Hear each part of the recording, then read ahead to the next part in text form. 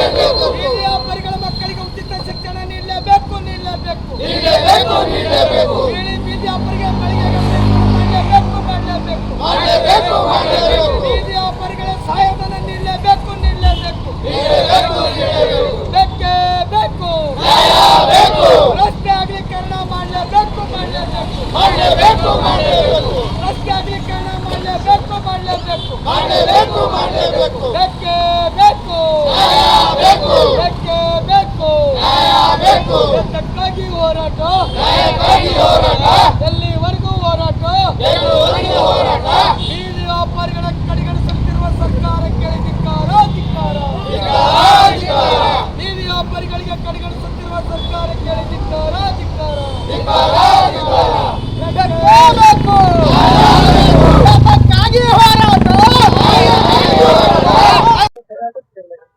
ಇಂದು ಕರ್ನಾಟಕ ರಾಜ್ಯ ಬೀದಿ ವ್ಯಾಪಾರಿಗಳ ಸಂಘದ ವತಿಯಿಂದ ಎಲ್ಲ ಪದಾಧಿಕಾರಿಗಳಿಗೂ ಕೂಡಿ ಇವತ್ತು ಕಮಿಷನರ್ ಮಾನ್ಯ ನಗರ ಪಾಲಿಕೆ ಆಯುಕ್ತರಿಗೆ ಮನವಿಯನ್ನು ಸಲ್ಲಿಸ್ತಾ ಇದ್ದೇವೆ. ಮೂಲಭೂತ ಸೌಕರ್ಯಗಳೇನಿದ್ದೇವೆ ಬೀದಿ ವ್ಯಾಪಾರಿಗಳದು, ನಮ್ಮ ಸಂಘದ ಸದಸ್ಯರು ಗುಲ್ಬರ್ಗನಲ್ಲಿ 6,500 ಸದಸ್ಯರಿದ್ದು, ಕಲಬುರಗಿ ನಗರದಲ್ಲಿ ಬೀದಿ ವ್ಯಾಪಾರಿಗಳು ಎಲ್ಲಿ ಬೇಕಲ್ಲಿ ವ್ಯಾಪಾರ ಮಾಡ್ತಾರೆ, ಜನಸೇವೆ ಮಾಡ್ತಾರೆ. ಅಂಥವ್ರಿಗೆ ಏನದ ಮಹಾನಗರ ಪಾಲಿಕೆ ಜಿಲ್ಲಾ ಆಡಳಿತ ವಂಚಿಸಿದೆ ಅಂದ್ರೆ 14-15ರಲ್ಲಿ ಅಮೆಂಡ್ಮೆಂಟ್ ಪಾಸ್ ಆಗಿದೆ ಅಂದರೂ ಕೂಡ ಅವ್ರಿಗೆ ಇಲ್ಲಿವರೆಗೆ ವೆಂಡರ್ ಜೋನ್ ಕಟ್ಟಿಕೊಟ್ಟಿಲ್ಲ, ಯಾವುದೇ ಸೌಲಭ್ಯ ಕೊಟ್ಟಿಲ್ಲ. ಅವ್ರಿಗೆ ಯಾವುದೇ ಆಗಲಿ ಯಾವುದು ವಸತಿ ನಿಲಯ ಆಗಲಿ ಮತ್ತು ಅವರಿಗೆ ಲೋನಿಂದ ಆಗಲಿ ಮತ್ತು ಮೊದಲನೇದಾಗಿ ವ್ಯಾಪಾರ ಮಾಡ್ಲಿಕ್ಕೆ ಏನದ ಅವರಿಗೆ ಅನುಕೂಲ ಮಾಡಿಕೊಡ್ಬೇಕು. ಮಳೆ ಬಿಸಿಲ ಗಾಳಿ ಅಲ್ಲದೆ ಸಾರ್ವಜನಿಕರ ಸೇವೆ ಸಲ್ಲಿಸ್ತಾರೆ.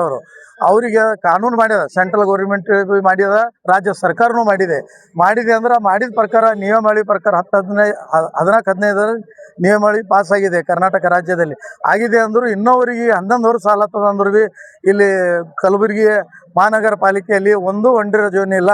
ಸುಳ್ಳಿನ ಕಂತಿ ಕಟ್ಟಿದ್ದಾರೆ ಮಹಾನಗರ ಪಾಲಿಕೆ ಆಯುಕ್ತರು, ಸಿಬ್ಬಂದಿಗಳು, ಬೀದಿ ವ್ಯಾಪಾರಿಗಳು, ಬೀದಿ ಪಾಲು ಮಾಡಿದವ್ರಿಗೆ ಸಂಬಂಧಪಟ್ಟ ಅಧಿಕಾರಿಗಳೇ, ಆಯುಕ್ತರಲ್ಲಿ, ಸಿಬ್ಬಂದಿಗಳಲ್ಲಿ, ಇದ್ರ ಮೇಲೆ ಇದ್ದಂಥ ಜಿಲ್ಲಾ ಆಡಳಿತ ಇವರು ಮತ್ತು ಪ್ರಾದೇಶಿಕ ಆಯುಕ್ತರಾದಂಥ ಇಲ್ಲಿಂದ MLAಗಳಾಗಲಿ, ಉಸ್ತುವಾರಿ ಮಂತ್ರಿಗಳಾಗಲಿ ಇದಕ್ಕೆ ಗಮನ ಹರಿಸಬೇಕು.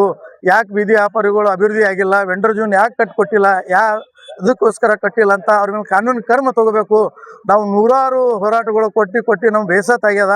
ಈ ಸಂಘಿನ ಕಡ್ದು ನಾವು ಏಸಂತ ಹೋರಾಟ ಕೊಡಬೇಕು, ಯಾವ ರೀತಿ ಕೊಡಬೇಕು ಗೊತ್ತಾಗ್ತಾ ಇಲ್ಲ. ನಾವು ಹೋರಾಟ ಕೊಟ್ಟರು ತಿಳ್ಕೊಬೇಕು, ಕಾನೂನು ಚೌಕಟ್ಟಿನಲ್ಲಿ ಕೊಡ್ತೀವಿ. ಬೆಂಗಳೂರಿನಿಂದ ಕೆಲವು ಗೈಡ್ಲೈನ್ ಡಾಕ್ಯುಮೆಂಟ್ ಬಂದಿವೆ. ನಮಗೆ ಏನು ಬಂದಿವೆ, ನಿಮಗೆ ಏನಾದರೂ ಬೀದಿ ವ್ಯಾಪಾರಿಗಳು ಗುಲ್ಬರ್ಗ ನಗರದಲ್ಲಿ ಮಹಾನಗರ ಪಾಲಿಕೆ ಸಹಾಯ ಮಾಡಿದೆ ಏನಂತ ಇನ್ನೂವರೆಗೆ 0ನೇ ಅದ, ಯಾವುದು ಸಹಾಯ ಮಾಡಿಲ್ಲ. ಹೆಡ್ ಆಫೀಸ್ದು ಲೆಟರ್ ಬಂದರು ಅದಕ್ಕೂ ಬೆಲೆ ಇಲ್ಲ ಅಂದ್ರೆ ಇವರು ಕಾನೂನು ಏನಾದ್ರು ಗಾಳಿಗೆ ತೂರಿ ಕೆಸಿಗೆ ಇಲ್ಲಿ ಮಹಾನಗರ ಪಾಲಿಕೆ ಆಯುಕ್ತರಾಗಲಿ ಎಲ್ಲ ಸಿಬ್ಬಂದಿ ಮಾಡ್ತಾಯಿದ್ದಾರೆ. ಮನಸ್ಸಿಗೆ ಬಂದಂಗೆ ಚೆಲ್ಲಾಟ ಆಡ್ತಾಯಿದ್ದಾರೆ. ಇದು ನಾವು ಅವ್ರಿಗೆ ಇವತ್ತಿಂದ ಪ್ರತಿಭಟನೆ ಮೂಲಕ ವಾರ್ನಿಂಗ್ ಕೊಡ್ತಿದ್ದೆವು. ಈ ಟೈಪ್ ಮಾಡಬಾರ್ದವರು. ಮುಂದೆ ಮಾಡಿದಾರಪ್ಪ ಅಂದ್ರೆ ನಾವು ಧರಣಿ ಹಾಕ್ಕೋತೀವಿ. ಅನಾಹುತ ಆದ್ರೆ ಅದಕ್ಕೆ ಕಾರಣೀಭೂತ ಅವರೇ ಆಗ್ತಾರೆ. ಮತ್ತು ಇನ್ನೊಂದು ಏನಿದೆ, ದೊಡ್ಡ ಕೆಲಸಗಳು ಇವತ್ತು ಟೆಂಡರ್ ಕೊಡ್ತಾರೆ ಯಾವ್ಯಾವ ಇಲಾಖೆದವರಿಗೆ. ಇಲ್ಲಿ ಮಹಾನಗರ ಪಾಲಿಕೆದವರು ಈಗ ಮಾರ್ಕೆಟ್ ಹಾರ್ಟ್ ಸಿಟಿ ಆದಂಥ ನಮ್ಮದು ಸೂಪರ್ ಮಾರ್ಕೆಟ್ ಅಲ್ಲಿ ಇಲ್ಲ ಅಂದರೂ 350 ಮೇಲೆ ಮಳಿಗೆಗಳು ಕಟ್ಟಿದ್ದಾರೆ. 1.5 ಕೋಟಿ ಖರ್ಚು ಮಾಡಿ ಮಹಾಪೌರು ಇವರು ಕಟ್ಟಿದ್ದಾರೆ ಅಂದ್ರೆ ಟೆಂಡರ್ದಲ್ಲಿ ಪಾಲುದಾರ ಸೇರಿ ರೊಕ್ಕಕ್ಕೆ ಆಶೆಯಾಗಿ ದೊಡ್ಡ ಮಂದಿಗೆಲ್ಲ ಅನುಕೂಲ ಮಾಡ್ತಾರೆ. ಬಡ ಬೀದಿ ವ್ಯಾಪಾರಿಗಳು ಅದೇ ಮಳಿಗೆಗಳು ಕೊಟ್ಟರು ನಿಮ್ಗೆ ಮಹಾನಗರ ಪಾಲಿಕೆಗೆ ಕರವಸೂಲಿ ಆಗ್ತದ. ನಿಮ್ಮಂಥ ಅಧಿಕಾರಿಗಳು ಒಳ್ಳೆಯ ಹೆಸರು ಆಗ್ತದ. ಅದೇ ಯಾಕೆ ಮಾಡ್ತಾ ಇಲ್ಲ ನೀವು? ಯಾರು ಪೇಪರ್ ನೋಟಿಫಿಕೇಶನ್ ಇಲ್ಲ, ಏನು ಇಲ್ಲದೆ ನೀವು ಮನ ಬಂದಾಗೆ ಅಲ್ಲಿ 350 ಮಳಿಗೆಗಳು ಮಾಡಿದಿರಿ. ಅಲ್ಲಿ ಸೂಪರ್ ಮಾರ್ಕೆಟ್ ಬಲ್ಲಿ PWD ಜಾಗದಾಗ ನಮ್ಮ ಬೀದಿ ವ್ಯಾಪಾರಿ ಕೊಡು ಅಂದ್ರೆ PWD ಜಾಗದ ಮ್ಯಾಗ ಬೆಂಗಳೂರಿನಿಂದ ಆದೇಶ ಬಂದಾಗ ಮಾಡ್ತೀನಿ ಅಂದಿರಿ. ಅದಕ್ಕಿಂತ ಮೊದಲು ಏನದ IAS ಆಫೀಸರ್ಗಳು ಉಜ್ವಲ್ ಕುಮಾರ ಮತ್ತಪ್ಪ ಅಂದ್ರೆ ಸುನೀಲ್ ಕುಮಾರ್ IAS ಅವರು ನಮಗಿಲ್ಲಿ ಜೈಲ್ ಅಂತ ಹಳಿ ಜಾಗ ಗುರುತಿಸ್ಕೊಟ್ಟಿದ್ದಾರೆ. ಅಲ್ಲೇನ ವ್ಯವಸ್ಥೆ ಮಾಡಿ ಬೀದಿ ವ್ಯಾಪಾರಿಗಳು ಎಷ್ಟು ವಿವಿಧ ವಸ್ತುಗಳು ವ್ಯಾಪಾರ ಮಾಡ್ತಾರೆ ಸೂಪರ್ ಮಾರ್ಕೆಟ್ನಲ್ಲಿ. ಓಲ್ಡ್ ಬಜಾರ, ಜನತಾ ಬಜಾರ ಎಲ್ಲ ಕಡೆ ಅವ್ರಿಗೆ ಎಲ್ಲ ಕಡೆ ಒಗ್ಗಟ್ಟು ಮಾಡಿ ಇಲ್ಲಿ ಜೈಲ್ದಾಗ ತಂದು ಈ ಜೈಲ್ದಾಗ ಏನು ನೀವು ಗುರುತಿಸಿದ ಸ್ಥಳ ಅದ ಅಲ್ಲಿ ಏನದ ಅವ್ರಿಗೆ ಅನುಕೂಲ ಮಾಡಿಕೊಡ್ಬೇಕು. ನೀರಿಂದು, ಸ್ವಚ್ಛಾಲಯದು, ಲೈಟಿಂದು ಮಾಡಿ ಕೆಸಿಗೆ ಕೊಟ್ಟರು. ಅವ್ರಿಗೆ ವ್ಯವಸ್ಥೆ ಪ್ರಕಾರ ಮಾಡಿಕೊಟ್ರು ಅಲ್ಲೂ ವ್ಯಾಪಾರ ಮಾಡ್ತಾರೆ. ಮತ್ತು ಫುಟ್ಪಾತ್ ಮಾಡಿರಿ ಮಾರ್ಕೆಟ್ನಲ್ಲಿ. ಫುಟ್ಪಾತ್ ಮಾಡಿದ್ರೆ ಸಾರ್ವಜನಿಕ ನಡಿಲಕ್ಕ ನಾವು ಬೀದಿ ವ್ಯಾಪಾರಿಗಳು ನಾವು ತಲೆ ಮೇಲೆ ಕೂಡಿಸೋಲ್ಲ. ಕಾನೂನು ಚೌಕಟ್ಟಿನಲ್ಲಿ ವ್ಯಾಪಾರ ಮಾಡ್ರಿ ಅಂತೀವಿ ನಮ್ಮ ಸದಸ್ಯರಿಗೆ. ಮತ್ತು ನೀವು ಜನಗಳು ಓಡಾಡತ್ತಲ್ಲ ನಮ್ಮ ಬೀದಿ ವ್ಯಾಪಾರ ಕೂಡಿಸ್ತೀರಿ ಮಾಡ್ತೀರಿ. ಮತ್ತು ಸಂಚಾರಿ ಪೊಲೀಸ್ ಇಲಾಖೆದವರಿಗೂ ನಾವು ಮನವಿ ಮಾಡ್ತೀವಿ, ಕಮಿಷನರ್ ಕೊಡ್ತೀವಿ. ಮತ್ತು ಈ ಮಹಾನಗರ ಪಾಲಿಕೆ ವ್ಯಾಪ್ತಿದಾಗ ಬಂದಂಥ ಹೆಲ್ತ್ ಆಫೀಸರು, ಅಭಯ್ ಕುಮಾರ್ ಪರಿಸರ ಇಂಜಿನಿಯರ್ಗಳು, ಕಮಿಷನರ್ಗಳು ಈ ಕಡೆ ಗಮನ ಕೊಟ್ಟು ಫುಟ್ಪಾತ್ ಖಾಲಿ ಮಾಡಿ ಸಾರ್ವಜನಿಕ ನಡಿಲಾಕ್ ಕೊಡಬೇಕು. ಅಲ್ಲಿ ಕುಂತಂಥ ವ್ಯಾಪಾರಸ್ಥರಿಗೆ ಏನದ ಇಲ್ಲಿ ಗುರುತಿಸಿದ ಹಳೆ ಜೈಲಿನಲ್ಲಿ ಅದ ಒಗ್ಗಟ್ಟು ಮಾಡಿ ಎಲ್ಲ ವ್ಯಾಪಾರಸ್ಥರಿಗೆ ಅಲ್ಲಿ ನೀರಿನ ವ್ಯವಸ್ಥೆ, ಶೌಚಾಲಯ ಎಲ್ಲ ಮೂಲಭೂತ ಸೌಕರ್ಯ ಕೊಟ್ಟು ಅವ್ರಿಗೆ ಮುಂದುವರಿಸ್ಕೋಬೇಕಂತ ನಮ್ಮದು ಬೇಡಿಕೆ ಅದ ಇವತ್ತು. ಮತ್ತು ಏನದ ಅದು ಮಾರ್ಕೆಟ್ನಲ್ಲಿ 350 ಏನು ಮಳಿಗೆಗಳು ಕಟ್ಟಿದ್ದೀರಿ, ನಮ್ಮ ಬೀದಿ ವ್ಯಾಪಾರಿಗಳು ಕೊಡಬೇಕಂತ ನಾವು ವಿನಂತಿಸ್ತೀವಿ. ನಿಮ್ಮ ಮಹಾನಗರ ಪಾಲಿಕೆ ಜಿಲ್ಲಾಡಳಿತಕ್ಕೆ ಅದೇನು ತಿಂಗಳಿಗೇನು ಕಟ್ಟೋದು ಕರವಶೀಲಿ ನಿಮಗೆ ಟ್ಯಾಕ್ಸ್ ಬರ್ತದ, ಅಧಿಕಾರಿಗಳು ಹೆಸರು ಆಗ್ತದ. ನಮ್ಮ ಬೀದಿ ವ್ಯಾಪಾರಿಗಳನ್ನು ನೆಮ್ಮದಿಯಿಂದ ವ್ಯಾಪಾರ ಮಾಡ್ಲಿಕ್ಕೆ ಅವ್ರಿಗೆ ಅನುಕೂಲ ಮಾಡಿಕೊಟ್ಟಂಗೆ ಆಗ್ತದ. ಈಗ ನಮ್ಮ KMF ಡೈರಿ ಬಲ್ಲಿನವರು 10-12 ಜನ ಬಂದಿದ್ದಾರೆ ನಮ್ಮ ಕಾರ್ಯಾಲಯಕ್ಕೆ. ಮೊನ್ನೆ ಬಂದು ಅಳು ತೋರಿಸಿದ್ರು ಅವ್ರು. ಏನು ರೀ ನಮಗೆ ಚೇಬೈ ಆಟ ನಮಗೇನು ಇದು ಕಟ್ಟಿಕೊಟ್ಟಿದ್ದಾರೆ, ಅಷ್ಟೇ ಪ್ಲಾಟ್ಫಾರ್ಮ್ ಕಟ್ಟಿದ್ದಾರೆ, ಮ್ಯಾಗ ಮಳಿಗೆ ಕಟ್ಟಿಲ್ಲ, ಏನಿಲ್ಲ, ಕೋರ್ಟಿಗೆ ಹೋಗ್ಯದಂತ KMF ಡೈರಿದವ್ರು ಹಾಕಿದ್ದಾರೆ ಅಂತಾರೆ. ಮೊನ್ನೆ 2 ತಿಂಗಳು ಮೊದಲು ಪಟ್ಟಣ ಮಾರಾಟ ಸಮಿತಿ ಮೀಟಿಂಗ್ ಕರೆಸದಲ್ಲಿ ಅದು ನಾನು ಸದಸ್ಯ ಮಹಾನಗರ ಪಾಲಿಕೆ ಆಯುಕ್ತರಿಗೆ ಕೇಳಿದೆ, ಸರ್ ಇದು ಏನು ರೀ ಇದು ತೊಂದರೆ, ವ್ಯಾಪಾರಸ್ಥರು ಮತ್ತು ಬಜೆಟ್ನು ಅದ ಕಟ್ತಾ ಇಲ್ಲ ಅಂದ್ರೆ ಎಲ್ಲ 2 ತಿಂಗಳನ್ನ ಕಟ್ಟಿಕೊಡ್ತೀನಿ, ಈಗ ಏನದ ನಮ್ಮ ಕೋರ್ಟ್ ಕಡ್ದು ನಾವೇ ಗೆದ್ದಿದ್ದೆವು ಅಂತ ಅವ್ರು ಹೇಳಿದ್ರು. ಅದಕ್ಕೆ ನಾವು ಅಲ್ಲಿ KMF ಡೈರಿಲಿಂದ ನಾವು ತರಕಾರಿ ಮಾರುವಂಥ ಅಕ್ಕ ತಂಗಿಯವರು ಬಂದಿದ್ದಾರೆ, ಅವ್ರಿಗೂ ನೆರಳು ಮಾಡಿಕೊಡ್ಬೇಕು. ಜಲ್ದಿ ಶೀಘ್ರದಾಗ ಅಲ್ಲಿ KMF ಡೈರಿದು ಏನದ ಅವು ಮಳಿಗೆಗಳು ಕಟ್ಟಿ ವ್ಯಾಪಾರ ಮಾಡಿ ಅನುಕೂಲ ಮಾಡಿಕೊಡ್ಬೇಕು. ಮತ್ತು ಅದೇ ಥರ ಎಲ್ಲೆಲ್ಲಿ ಗುಲ್ಬರ್ಗಾದಲ್ಲಿ ವ್ಯಾಪಾರ ಮಾಡ್ತಕ್ಕಂಥ ಬಡ ಜನರ ಅವ್ರಿಗೆ ಅನುಕೂಲ ಮಾಡಿಕೊಟ್ರೆ ಸಾರ್ವಜನಿಕರ ನಗರಕ್ಕೆ ಸೌಂದೀಕರಣ ಆಗ್ತದ, ಶಿಸ್ತು ಆಗ್ತದ. ಅದು ಯಾಕೆ ಮಾಡ್ತಾ ಇಲ್ಲ ನೀವು, ಇದು ನಾ ಕೇಳ್ತೀನಿ. ಇಂದು ಕರ್ನಾಟಕ ರಾಜ್ಯ ಬೀದಿ ವ್ಯಾಪಾರಿಗಳ ಸಂಘದ ಸಮಿತಿ ವತಿಯಿಂದ ನಮ್ಮ ನಗರದ ಜಗತ್ ವೃತ್ತದಿಂದ ಮಹಾನಗರ ಪಾಲಿಕೆವರೆಗೂ ಬೃಹತ್ ಪ್ರತಿಭಟನೆ, 100 ಕಾರ್ಯಕರ್ತರು 100 ವ್ಯಾಪಾರಸ್ಥರನ್ನು ಒಳಗೊಂಡಂತ ಒಂದು ದೊಡ್ಡ ಪ್ರತಿಭಟನೆ ಮಾಡಿ ನಾವು ಇವತ್ತು ಮಹಾನಗರ ಪಾಲಿಕೆ ಆಯುಕ್ತರು ಮನವಿ ಕೊಡ್ತಾ ಇದ್ದೀವಿ. ಮನವಿ ಕೊಡ್ತಾ ಉದ್ದೇಶವೇನೆಂದರೆ, ದಯಮಾಡಿ ಸುಮಾರು ವರ್ಷಗಳಿಂದ ನೆನಗುದಿ ಬಿದ್ದಂತ ಏನಿವತ್ತು ಮಾನ್ಯ ದಿವಂಗತ ಕಮರುಲ್ ಇಸ್ಲಾಂ ಸಾಹೇಬರಿದ್ದಾಗ ಈ ನಗರದಲ್ಲಿ 7 ಜುನಲ್ ಮಾರುಕಟ್ಟೆಗಳನ್ನು ಕಟ್ಟಿ ನಿರ್ಮಾಣ ಮಾಡಿ ಬೀದಿ ವ್ಯಾಪಾರಿಗಳನ್ನ ಮಳಿಗೆಗಳ ವ್ಯವಸ್ಥೆ ಮಾಡಿಕೊಡ್ತೀವಿ. ಯಾಕಂದರೆ ದಿನನಿತ್ಯ ತಮ್ಮ ಹೊಟ್ಟೆ ಬದುಕಿಗಾಗಿ ಕಟ್ಟಿಪಾಡಿಗಾಗಿ ಏನು ಬೀದಿ ಬದಿ ಮೇಲೆ ಮಳೆ ಗಾಳಿ ಚಳಿಲು ಅನ್ನೋದು ಬಿಸಿಲು ಅನ್ನೋದು ಇವತ್ತು ನಾಗರಿಕರು ಮತ್ತು ಸಾಮಾಜಿಕ ಸೇವೆ ಮಾಡ್ತಕ್ಕಂಥ ನಮ್ಮ ಬೀದಿ ವ್ಯಾಪಾರಿ ಸುಮಾರು 10,000 ಜನಸಂಖ್ಯೆ ಬೀದಿ ವ್ಯಾಪಾರಿ ಇದ್ದಾರೆ ಉತ್ತರ ಮತ್ತು ದಕ್ಷಿಣ. ಕೇವಲ ಒಂದು 5,000 ಸಮೀಕ್ಷೆ ಆಗಿದೆ, ಇನ್ನೂ 5,000 ಸಮೀಕ್ಷೆ ಆಗಬೇಕು. ಕೇಂದ್ರ ಸರ್ಕಾರ ಆಗಲಿ ರಾಜ್ಯ ಸರ್ಕಾರ ಆಗಲಿ ಸಾಕಷ್ಟು ಏನದ ಬೀದಿ ವ್ಯಾಪಾರಿಗಳಿಗೆ ಯೋಜನೆಗಳನ್ನು ಬಜೆಟನ್ನು ಬಿಡುಗಡೆ ಮಾಡ್ತದೆ. ಆದರೆ ಅದು ನೆಪ ಮಾತ್ರಕ್ಕೆ ಒಂದು ಸಭೆಯನ್ನು ಕರೆಯೋದು, ಅದರಲ್ಲಿ ಏನದ ನೆಪ ಮಾತ್ರಕ್ಕೆ ಸುಳ್ಳು ಹೇಳಿಕೆಯನ್ನು ನೀಡಿ ಇವತ್ತು ಬೀದಿ ವ್ಯಾಪಾರಿಗಳಿಗೆ ಯಾವುದೇ ಸೌಲಭ್ಯಗಳು ನೀಡ್ತಾ ಇಲ್ಲ. ನಮ್ದು ಇವತ್ತು ಏನದ ಅಂದ್ರೆ ಸಂಪೂರ್ಣವಾಗಿ ಇವತ್ತು ರಸ್ತೆ ಅಗಲೀಕರಣ ಕೈ ಎತ್ತಬೇಕು. ಮೊದಲನೇದು ಬೀದಿ ವ್ಯಾಪಾರಿಗಳಿಗೆ ಸಮರ್ಪಕವಾಗಿ ಜಾಗ ಸಿಗಬೇಕಾದ್ರೆ ಇವತ್ತು ಸೂಪರ್ ಮಾರ್ಕೆಟ್ ಕೇಂದ್ರ ಬಿಂದುದೆ ಸುಮಾರು ರಸ್ತೆಗಳಿವೆ, ಅಂತಲ್ಲಿ ಏನದ ರಸ್ತೆ ಅಗಲೀಕರಣ ಕೈಗೆತ್ಕೊಂಡು ಆ ಬೀದಿ ವ್ಯಾಪಾರಿಗಳಿಗೆ ಫುಟ್ಪಾತ್ವನ್ನು ನಿರ್ಮಾಣ ಜಾಗದ ವ್ಯವಸ್ಥೆ ಮಾಡಬೇಕು.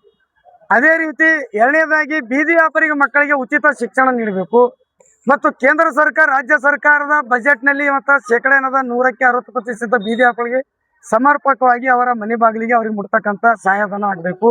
ಆಶ್ರಯ ಮನೆಗಳಾಗಿರ್ಬೋದು, ಇನ್ನಿತರ ಬಸವ ಯೋಜನೆ ಮನೆಗಳಾಗಿರ್ಬೋದು, ಬೀದಿ ವ್ಯಾಪಾರಿಗಳಿಂದ ರಿಯಾಯಿತಿಯಾಗಿ ಮನೆಗಳನ್ನು ಇವತ್ತು ನಿರ್ಮಾಣ ಮಾಡಿಕೊಡ್ಬೇಕು. ಅದೇ ರೀತಿ ಇವತ್ತು ನಾವು ಯಾವ ರೀತಿ ಇವತ್ತು 350 ಜನರ ಹೊಂದತಕ್ಕಂಥ ಏನು ಚೌಪಟ್ಟಿಯಲ್ಲಿ ಮಳಿಗೆಗಳನ್ನು ನಿರ್ಮಾಣ ಮಾಡಿದ್ದಾರೆ, ಅದರಲ್ಲಿ ಯಾವುದೇ ರೀತಿ ಮೂಲ ಸೌಕರ್ಯಗಳಿಲ್ಲ. ವಿದ್ಯುತ್ ದೀಪ ಆಗಿರ್ಬೋದು, ಶೌಚಾಲಯ ಆಗಿರ್ಬೋದು, ನೀರಿನ ವ್ಯವಸ್ಥೆ ಆಗಿರ್ಬೋದು, ದಯಮಾಡಿ ಅಲ್ಲಿ ವ್ಯಾಪಾರಸ್ಥರಿಗೆ ಮೂಲ ಸೌಕರ್ಯ ಮಾಡಿ ಅಲ್ಲಿ ಕೂಡ ಅನುಕೂಲ ಮಾಡಿಕೊಡ್ಬೇಕಂತೇಳಿ ಇವತ್ತು ನಾವು ಮಾನ್ಯ ಮಹಾನಗರ ಪಾಲಿಕೆ ಆಗಿ ಕೇಳ್ತಾ ಇದ್ದೀವಿ. ಸುಮಾರು ಬಾರಿ ಸಂಘಟನೆ ರಾಜ್ಯಾಧ್ಯಕ್ಷ ಜಗನ್ನ ಸೂರೇಶ್ವರ ನೇತೃತ್ವದಲ್ಲಿ ಹಲವಾರು ಬಾರಿಯನ್ನು ಹೋರಾಟ ಮಾಡ್ತಾ ಇದ್ದೀವಿ. ಅವ್ರು ಕೇಳ್ತಾ ಇದ್ದಾರೆ. ಈ ದಪ್ಪ ಚರ್ಮ ಹೊಂದಿರ್ತಕ್ಕಂಥ ಮಹಾನಗರ ಪಾಲಿಕೆ ಏನಿದೆ, ಇಲ್ಲ ಅಧಿಕಾರಿಗಳಿಗೆ ಕಿವಿ ಮುಡ್ತಾ ಇಲ್ಲ ಅಂತ ಈ ಸಂದರ್ಭದಲ್ಲಿ ನಾವು ಅದಕ್ಕೆ ಇವತ್ತು ಕೊನೆಯದಾಗಿ ಮನವಿ ಕೊಡ್ತಾ ಇದ್ದೀವಿ.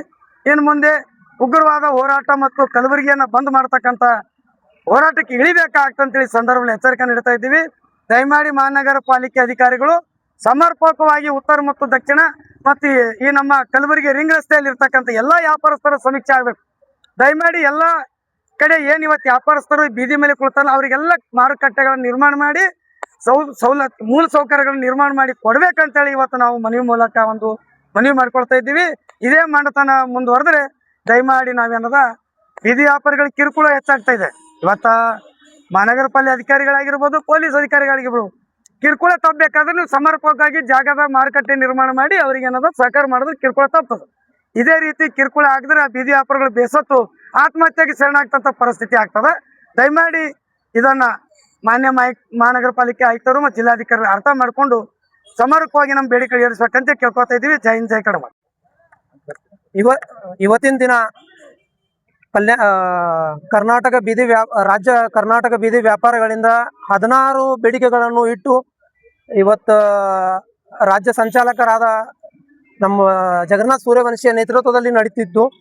ಇವತ್ತಿನ 16 ಮುಖ್ಯ ಏನ್ ಬೇಡಿಕೆ ಇದೆ ಮಹಾನಗರ ಪಾಲಿಕೆ ಆಯುಕ್ತರಿಗೆ, ಬೀದಿ ವ್ಯಾಪಾರಿಗಳಿಗೆ ನಿವೇಶನ ಕೊಡಿ ಮತ್ತು ಮಳಿಗೆಗಳ ಸುರಕ್ಷಿತವಾಗಿ ಎಲ್ಲಿ 150 ಅಂತ ಚೌಪಾಟಿಯಲ್ಲಿ ನಿರ್ಮಾಣ ಮಾಡಿದ್ದಾರೆ ಮಳಿಗೆಗಳು, ಅವರಿಗೆ ಟ್ರೇಡ್ ಲೈಸೆನ್ಸ್ ಮಾಡಿ ಒಂದು ವ್ಯಾಪಾರ ಮಾಡ್ಲಿಕ್ಕೆ ಅವಕಾಶ ಮಾಡಿಕೊಡ್ಬೇಕಂತ ಈ ಬೇಡಿಕೆದಲ್ಲಿ ಇಟ್ಟಿದ್ದೀವಿ. ಮತ್ತ ಅನೇಕ ಬಹಳ ಸಮಸ್ಯೆಗಳ ಬೀದಿ ವ್ಯಾಪಾರಿಗಳ ವಂಚಿತ ಆಗಿದ್ದಾರೆ. ಅವರು ಬಹಳ ಸಮಸ್ಯೆಗಳು 16 ಬೇಡಿಕೆಗಳಿದೆ. ಆ ಬೇಡಿಕೆಗಳನ್ನು ಸರ್ಕಾರಕ್ಕೆ ಮುಟ್ಟಿಸಿ ತಾವು ಅದರ ಮ್ಯಾಗೆ ಕೆಲಸ ಮಾಡ್ಬೇಕಂತ ಈ ಸಂದರ್ಭದಲ್ಲಿ ನಾನು ಅವರಿಗೆ ಕೇಳಿಕೊಳ್ಳುತ್ತೇನೆ. ಮತ್ತೆ ಈ ವಿಧಾನಸೌಧದಲ್ಲಿ ಬರುವ ಸಚಿವರು ಮತ್ತು ಪ್ರತಿನಿಧಿಗಳಲ್ಲೂ ಸರ್ಕಾರದಲ್ಲಿ ಸೆಷನ್ದಲ್ಲಿ ಇರಲಿ, ವಿಧಾನಸೌಧದಲ್ಲಿ ಈ ಬೀದಿ ವ್ಯಾಪಾರಿಗಳ ಮುಖ್ಯ 16 ಬೇಡಿಕೆಗಳ ಎತ್ತಿ ಹಿಡಿಬೇಕಂತ ನಾನು ಈ ಸಂದರ್ಭದಲ್ಲಿ ಅವರಿಗೆ ಕೇಳಿಕೊಳ್ಳುತ್ತೇನೆ. ಜೈ ಹಿಂದ್, ನಮಸ್ಕಾರ ಅಂತ. ನನ್ನ ಹೆಸರು ಶೇಖರ್ ಸಿಂಗ್.